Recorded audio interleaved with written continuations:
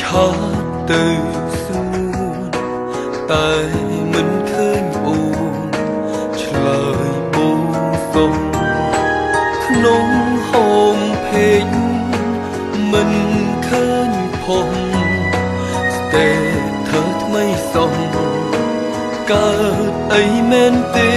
ไม่សេចសួរក៏មិនតបខលណាត់ជួបឆ្លើយមិនតង់នេះ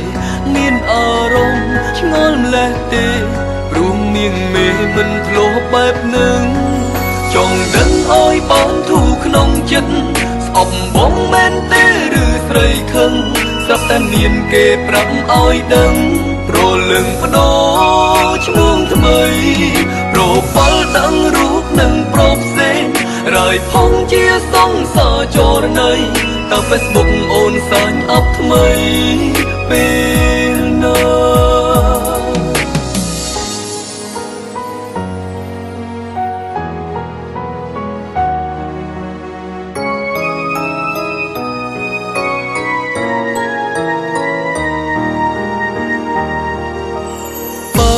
Facebook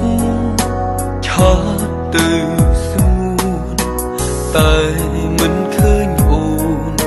ឆ្លើយបូនសុំក្នុងហូមភេក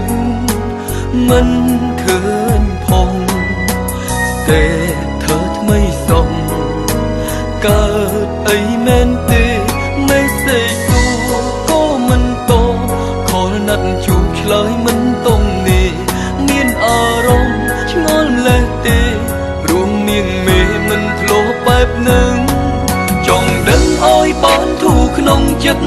ស្អប់បងមែនទេឬស្រីខឹងស្រាប់តែមានគេប្រាប់ឲ្យដឹង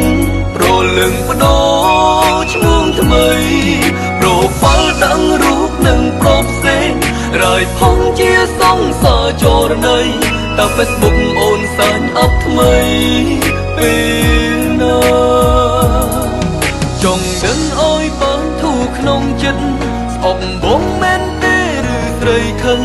ស្រាប់តែមានគេប្រាប់ឲ្យដឹងប្រលឹងបដោឈ្មោះថ្មី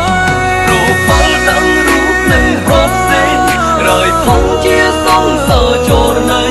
តើ Facebook អូនសាញ់អប់ថ្មី